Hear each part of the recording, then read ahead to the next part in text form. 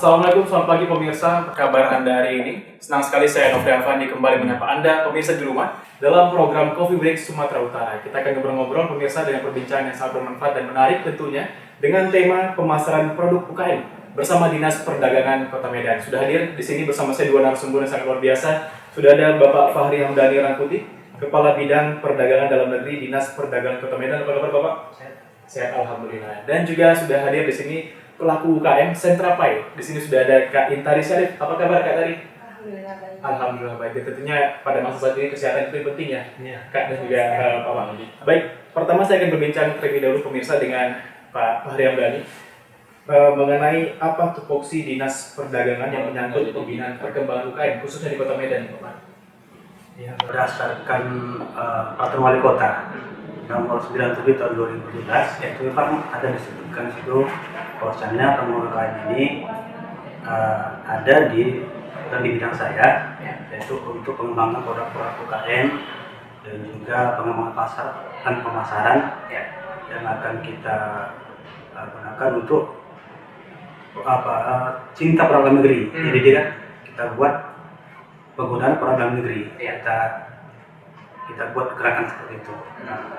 Nah, kira-kira gerakan apa saja yang sudah dilakukan, Pak?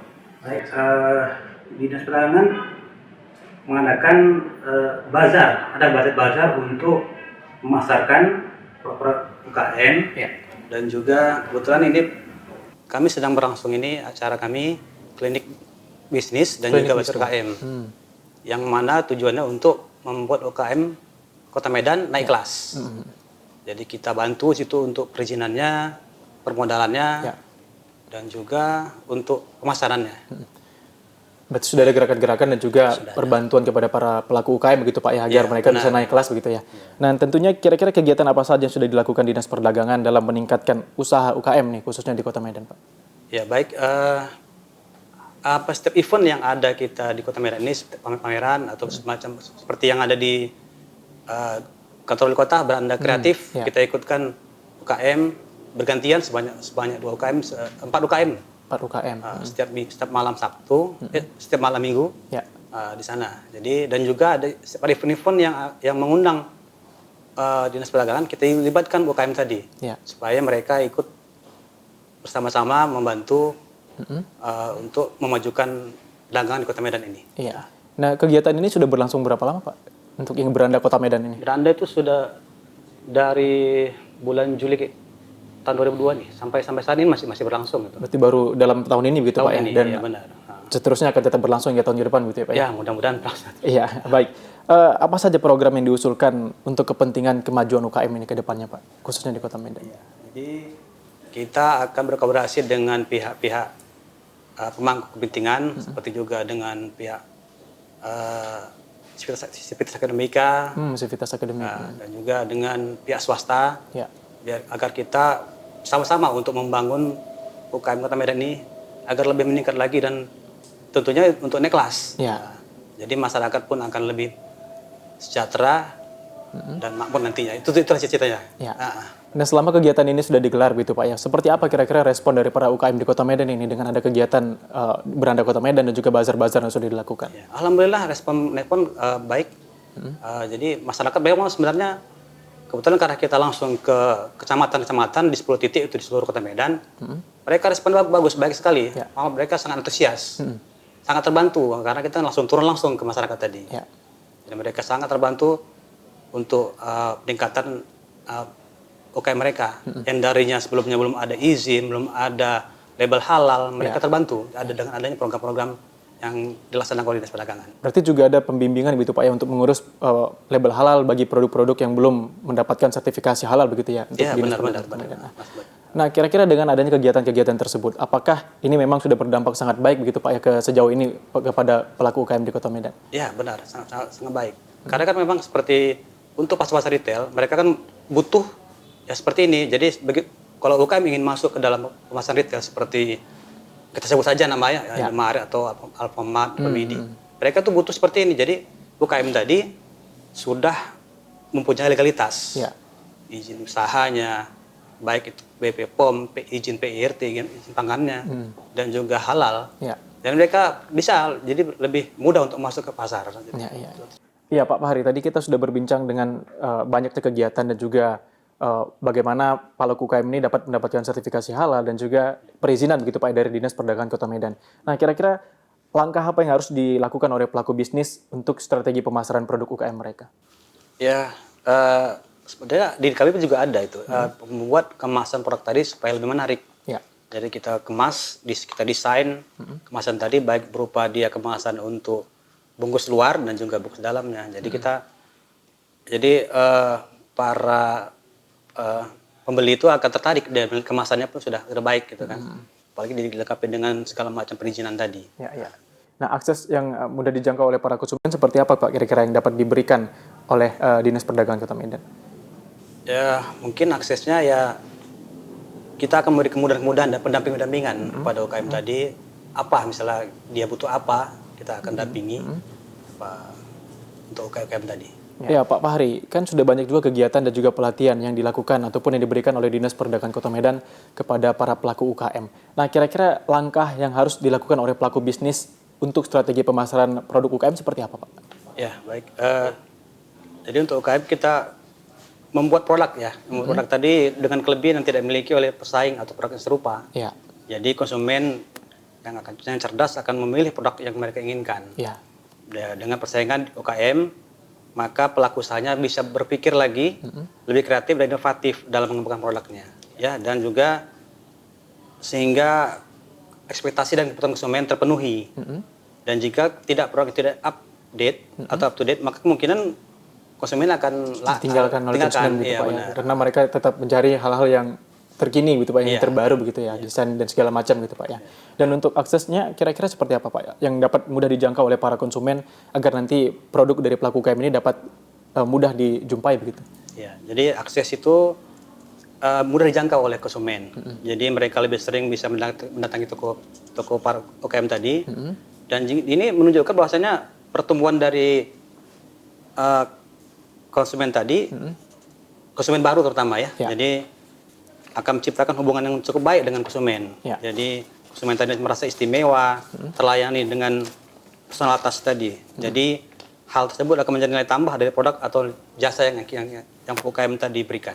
Baik, nah kira-kira untuk seperti apa strategi dalam melakukan pemasaran ataupun publikasi atau dapat dikatakan iklan itu seperti apa Pak? Saran yang diberikan pada pelaku UKM? Ya mungkin bisa dengan kita buat memberikan ucapan ya, ucapan ulang tahun atau di hari lahir atau poin reward untuk setiap pembelian. Ya. Jadi bisa ditukarkan dengan harga spesial atau free ongkir. Ya. Seperti itu. Mungkin bisa juga mengikuti bazar-bazar yang diadakan oleh Dinas Perdagangan gitu Pak ya, agar produk mereka dapat dikenal oleh para calon konsumen gitu ya Pak ya. Baik, nah untuk mungkin bisa ada saran dari Dinas Perdagangan Kota Medan untuk promosi pelaku UKM di media sosial atau sosial media seperti TikTok, mungkin Instagram dan sebagainya Pak, itu seperti apa Pak? Iya baik, jadi untuk strategi pemasaran itu mungkin lebih ke publikasi ya. Jadi dia pemasarannya bisa dengan banner, standing banner atau pembuatan brosur-brosur yang bisa dibagikan ke area target konsumen. Jadi publikasi dengan mengikuti bazar tadi juga dengan adanya publikasi tadi konsumen atau pengunjung datang akhirnya bisa lebih kenal dengan produk tadi. Ya. Dan mungkin bisa saran Pak untuk penggunaan media sosial agar produk mereka dapat dikenal oleh khususnya kalangan milenial yang memang aktif di media sosial. Iya, memang di era digital seperti ini memang komunikasi lebih cepat ya, mudah dan murah dengan teknologi internet. Jadi dengan hanya internet yang terhubung dan juga bisa menjangkau konsumen lebih luas lagi. Ya. Jadi dengan media sosial mampu menjangkau target pasar yang lebih luas dan efisien. Jadi keuntungannya tadi itu banyak sekali ya dengan strategi pemasaran produk tersebut dengan e-commerce tadi ya. Jadi mampu memperpendek jarak penyebaran penjualan tadi sehingga konsumen bisa mendapat harga yang jauh lebih murah. Ya, dan tentunya memang itu sedang banyak sekali digalakan oleh para pelaku UKM untuk promosi di media sosial begitu ya Kak Tari ya, agar mudah dijangkau juga oleh para konsumen dan juga para netizen di Indonesia khususnya yang memang sering memviralkan sesuatu, apalagi memang mereka suka begitu, terutama mengenai makanan gitu ya Kak Tari ya. Baik pemirsa, itu tadi seperti apa langkah-langkah yang sudah disampaikan oleh Pak Fahri untuk pelaku UKM khususnya dalam memasarkan produk mereka dan juga publikasi dan promosi. Dan kita akan lanjutkan perbincangan kita, pemirsa, setelah jeda berikut ini tetap di Coffee Break Sumatera Utara.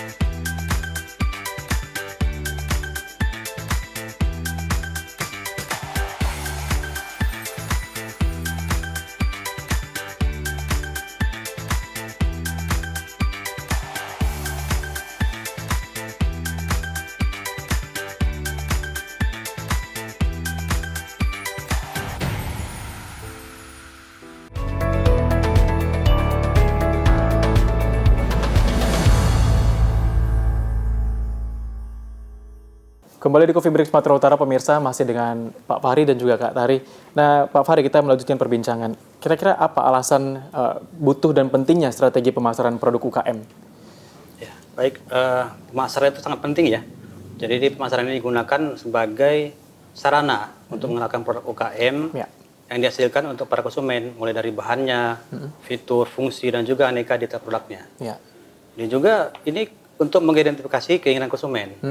Jadi pada riset pemasaran, produk itu harus dilakukan. Jadi untuk mengetahui keinginan dan perilaku Ya. para konsumen. Jadi pengusaha bisa dengan mudah memenuhi harapan para konsumen melalui produk yang dibuatnya. Ya.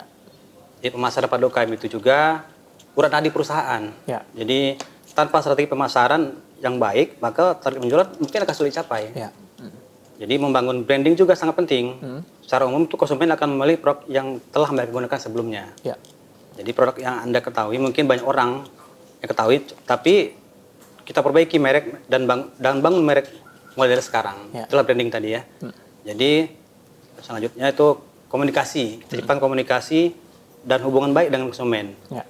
Dengan hubungan baik itu bisa mengontrol customer attention, agar mereka menjadi konsumen yang loyal Ya. dan tidak mudah berpaling kepada pesaing. Ya. Dan juga strategi pemasarannya adalah menjaga pertumbuhan usaha. Ya.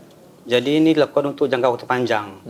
Usaha mungkin yang bisa bertahan lama ditentukan oleh kekuatan merek, komunikasi, pemasaran yang berkelanjutan dan juga kualitas dari produk tersebut. Baik, tadi Bapak mengatakan pentingnya adanya branding dan juga pengemasan produk yang sangat baik begitu untuk menarik para pelanggan gitu Pak. Nah, pertanyaannya adalah apakah memang kemasan bagus dan berkualitas itu pasti mahal gitu Pak? Ya, baik, untuk kemasan yang bagus memang dibuat dengan teknik cetak rotografur. Jadi dengan proses tersebut akan menghasilkan kualitas cetak yang jauh lebih baik dibandingkan dengan kemasan yang dipasangkan oleh stiker atau cetak dengan metode sablon. Ya. Jadi proses tersebut membutuhkan minimum quantity produk atau minimal order yang tidak sedikit sehingga biaya yang dibutuhkan lebih besar. Ya. Tapi jika dihitung per pieces, harga tersebut bisa jadi lebih murah. Ya. Karena dengan biaya produksi kemasan dengan metode cetak sablon pun akan lebih baik lagi dengan proses yang saya sebut tadi sebelumnya, Iya. grafur tadi. Baik Pak. Nah, itu tadi adalah penjelasan mengenai kualitas dari kemasan juga memang membutuhkan modal yang cukup mahal begitu Pak. Dan diharapkan memang dengan semakin baiknya kemasan yang dibuat oleh para pelaku UKM juga dapat menarik pelanggan lebih banyak gitu Pak ya, dengan keyakinan akan kualitas dari produk tersebut. Nah, kira-kira apa saja yang harus diperhatikan dalam membuat dan memilih bentuk kemasan nih Pak? Ya, jadi yang perlu kita perhatikan mungkin siapa yang membeli produk tadi Ya. dan siapa target konsumen tadi. Jadi dengan ide konsep juga desain dengan persepsi dan psikologi, warna ataupun karakter juga yang ingin ditampilkan bisa disampaikan dalam suatu kemasan produk. Ya. Kemasan tersebut juga bisa melindungi produk yang diinginkan. Ya. Praktis baik dalam bentuk fisik maupun segi fungsinya. Baik, nah kira-kira info apa saja Pak yang harus ditulis di kemasan agar tetap ringkas dan mudah dipahami mungkin dari bagi para calon pembeli agar memahami produk tersebut? Jadi di kemasan tersebut kita cantumkan merek, logo, branding tadi, dan juga deskripsi produk. Ya. Ya mungkin dengan menggunakan gambar atau foto. Ya.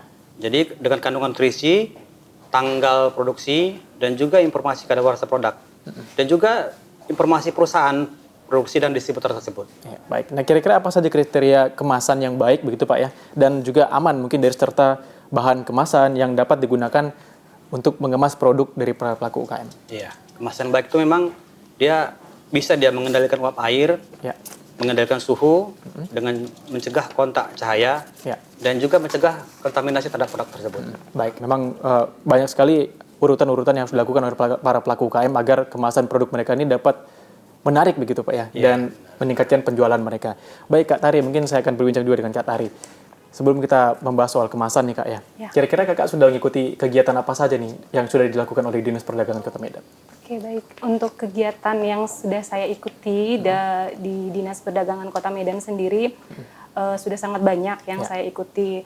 Mulai dari pelatihan-pelatihan yang diadakan Dinas Perdagangan Kota Medan, mulai dari pelatihan kewirausahaan, sertifikasi halal, pengembangan bagaimana kita mengembangkan usaha, SDM, mengelola SDM, sampai pengurusan perizinan. Dan yang terakhir mungkin saat ini juga yang sedang saya ikuti yaitu bagian pemasaran. Ya. Pemasaran sendiri dari Dinas Perdagangan sendiri ada 2, offline dan online. Mungkin kalau offline itu lebih ke saya mengikuti bazar yang diadakan dari Dinas Perdagangan Kota Medan, itu sangat membantu. Sangat membantu. Yang kedua untuk online dari Dinas Perdagangan sendiri mendatangkan selebgram ke toko. Jadi selebgram ini mempromosikan produk saya. Dengan itu sangat membantu kami bagaimana UKM memasarkan produk kami. Ya baik, tadi Pak Fahri juga menjelaskan bahwa pentingnya promosi produk dari media sosial begitu ya Kak ya. Betul. Dengan menggunakan selebgram tadi yang Kakak katakan, seperti apa kira-kira dampak positif yang diberikan hingga saat ini nih terhadap produk UKM Kakak? Sangat besar ya dampaknya, sangat meningkatkan penjualan yang pasti, karena semakin banyak orang yang tahu, semakin banyak di Kota Medan ini yang mengetahui produk kami, jadi yang tidak bisa kami jangkau terjangkau lah dengan bantuan pemasaran dari Dinas Perdagangan Kota Medan.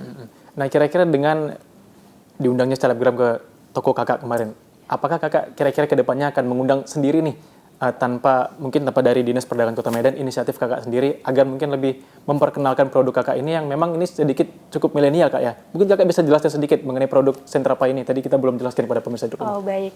Brand Sentrapai sendiri adalah brand yang bergerak di bidang kuliner ya, memproduksi makanan yaitu kue, khususnya kue pai. Ya. Jadi kue pai ini yang saya produksi ada 2 macam, pai susu dan pai tart. Nah pai ini dikonsumsi semua kalangan, dari orang tua, dewasa, anak-anak, sampai laki-laki, perempuan, semua kalangan bisa mengkonsumsi produk saya. Dengan berbagai macam varian di produk saya ini, jadi bisa menjadi pilihan ya, dan menjadi oleh-oleh buah tangan Kota Medan sendiri, itu yang saya angkat dari produk saya. Jadi bisa sebagai oleh-oleh, dan untuk kedepannya mungkin tujuan saya untuk di Medan bisa keluar dari Medan. Jadi sebagai dibawa dari Medan itu kue pai dari Medan gitu. Berarti dapat dikatakan bisa dibawa ke keluar kota gitu Kak ya? Iya, betul. Dengan masa kadaluarsa yang cukup panjang begitu ya? Cukup panjang untuk baik. kedepannya. Mengenai pertanyaan saya tadi, nah ini kan produk Kakak memang cukup melekat ya dengan anak-anak milenial. Ya, Ada betul. tidak rencana untuk mengundang selebgram kembali setelah kemarin diundang oleh Dinas Perdagangan? Pasti. Pengennya sih dari Dinas Perdagangan masih mensupport terus kita selaku UKM. Tapi mungkin untuk kedepannya kita juga akan melakukan trik-trik pemasaran seperti itu dengan mengundang selebgram. Khususnya di media sosial begitu ya? Iya, betul, sangat mendukung. Baik, Pak Fahri, kira-kira seperti apa bentuk kemasan pada umumnya yang digunakan untuk mengemas produk makanan gitu Pak? Tapi jangan dijawab dulu Pak, kita bisa perbincangan ini setelah jeda berikut ini, tetap di Coffee Break Sumatera Utara.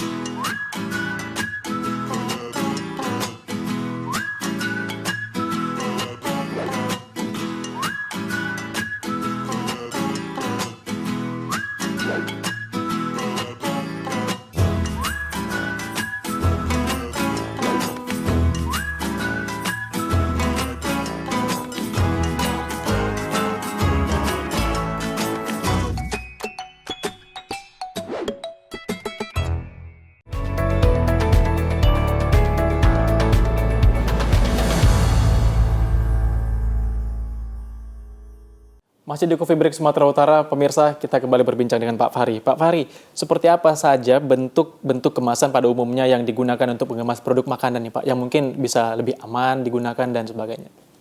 Iya, produk kemasan yang untuk makanan memang bentuknya itu ada bentuk kemasan berdiri, dia namanya standing pouch ya. Dengan model berdiri sehingga mudah dipajang, seperti kemasan-kemasan refill. Cocoknya itu untuk seperti keripik-keripik, kopi, teh, jahe instan, ambon, kacang-kacangan, dan juga serbuk lainnya. Yang kedua itu bentuk kemasan bantal, saset atau center seal namanya dia. Jadi kemasan model ini itu seperti banyak produk snack-snack yang di supermarket. Jadi kemasan ini cocok untuk seperti kacang-kacangan dan juga kopi dan teh. Selanjutnya itu bentuk kemasan bantal, itu namanya three side seal. Jadi seal di ketiga sisinya. Cocok untuk produk seperti kopi jahe, Ya. instan, dan juga kacang dan lain-lain. Ya. Yang keempat itu bentuk kemasan dengan lekukan pada sisi atau goods set. Kemasan ini memiliki lipatan di sisi kanan dan kiri, sehingga kemasan ini Ya. bisa untuk menghemat ruang. Ya. Jadi dia dengan lipatan tersebut bisa digunakan untuk mengemas kopi, biskuit atau produk lainnya. Ya, baik, ini memang yang paling banyak digunakan ya Pak ya, Paling banyak untuk digunakan, jenis benar. produk seperti itu ya begitu Pak Iya. ya. Baik, kira-kira bagaimana menyesuaikan kemasan yang tepat dengan jenis produk yang dijual? Seperti contoh nih Pak, produk bersifat bubuk, mungkin pasta, kacang-kacangan, abon, keripik, dan lainnya. Ini mungkin lebih cocok untuk menggunakan kemasan yang mana Pak, dari yang Bapak jelaskan tadi? Ya, jadi untuk menyesuaikan kemasan yang tepat, kita harus bisa mengenal jenis bahan kemasan dan juga bentuk-bentuk kemasan tadi. Ya. Sehingga bisa dapat menentukan kemasan yang tepat untuk mengemas produk kita tadi. Baik, nah kira-kira berapa lama waktu yang dibutuhkan Pak untuk proses produksi dari kemasan produk-produk UKM ini? Seperti Ya, apa? untuk proses produksi kemasan dengan proses cetak fotografur tadi atau printing tadi, umumnya membutuhkan waktu produksi sekitar lebih kurang 1 bulan. 1 bulan. Dari proses laminasi hingga proses backmaking. Jadi untuk proses produksi kemasan tanpa printing membutuhkan waktu pengerjaan lebih kurang 3 minggu. 3 minggu. Tergantung dari ketersediaan bahan baku produksi tadi. Baik. Nah, inspirasi pembuatan kemasan, desain ataupun logo bisa didapatkan dari mana saja nih Pak? Mungkin bisa dikasih saran kepada pemirsa di rumah Ya. yang produk pelaku UKM gitu. Inspirasinya bisa didapat dan dimulai dari mengikuti berita, informasi, juga bisa mengenai tren desain yang ada saat ini. Up to date begitu Pak? Up to ya? date, benar. Jadi misalnya dari majalah atau internet. Ya. Selain itu juga bisa dari pengalaman kita melihat kemasan produk lain di supermarket atau di toko-toko. Baik. Nah, Kak Tari sendiri mungkin inspirasi kemasannya dari mana Kak? Untuk kemasan saya ya, untuk pribadi saya, untuk toko produk saya sendiri, awalnya mungkin kita lihat pasar saya untuk siapa, Ya. tujuannya mau Segmentasinya segmentasi begitu, Pak. saya siapa, dan dengan dari itu, dari situlah saya berkonsultasi dengan desain ini untuk menuangkan ke model kemasan saya itu seperti apa, gitu. Nah, kemasan Kak Tari sendiri seperti apa? Mungkin bisa dikasih ke pemirsa di rumah, seperti apa bentuk gambarnya dan lain-lain. Kemasan saya karena memang kue pie jadi berbentuk kotak, yang saya desain luarnya itu memang yang pertama logo lah yang pasti ya, brand kita. Kemudian nanti di situ ada komposisinya, ada memang tidak kelihatan kuenya dari luar, itu mungkin trik juga ya, biar orang penasaran gitu ya. jadi pas dibuka baru ketahuan apa isinya gitu. Cuman tahu sentra pie gitu kan, kayak gitu. Dan untuk dari warna juga eye catching ya, karena dengan kemasan yang berkualitas, kemasan yang menarik itu akan menambah mutu dari produk kita sendiri. Jadi membuat konsumen jadi tertarik untuk membeli Dan produk juga yakin kita. untuk membeli gitu Kak. Iya, betul, dengan kemasan yang bagus. Ya, baik. Nah, Pak Fahri, penting tidak sih Pak mengenai desain kemasan dan juga logo yang bagus seperti tadi Kak Tari juga menyampaikan bahwa pentingnya kemasan tersebut untuk menarik para pelanggan gitu. Iya, sangat penting ya. Itu kemasan yang menarik tadi lebih cepat dikenal. Ya. Dan juga meningkatkan minat pembeli tadi. Betul, Pak. Dari jual tadi lah. Ya, baik. Dan tentunya memang kemasan menjadi salah satu faktor penting dalam meningkatkan penjualan suatu produk UKM begitu ya Pak Fahri ya, dan Kak Tari.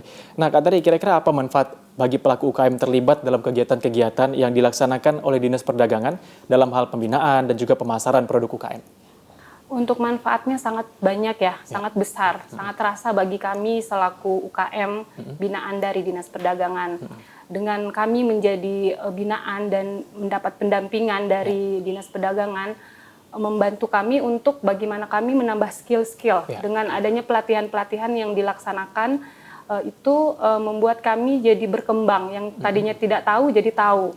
Bagaimana pengemasan tadi sendiri, banyaklah dari pelatihan-pelatihan itu sangat membantu kami bagaimana bisa maju, bagaimana bisa produk kami diterima di masyarakat, dan membuat kita bagaimana bisa bertahan eksis gitu. Tetap dikenal gitu. Iya, tetap dikenal. Karena mungkin untuk membuka suatu usaha gampang, tapi bertahan itu yang sulit.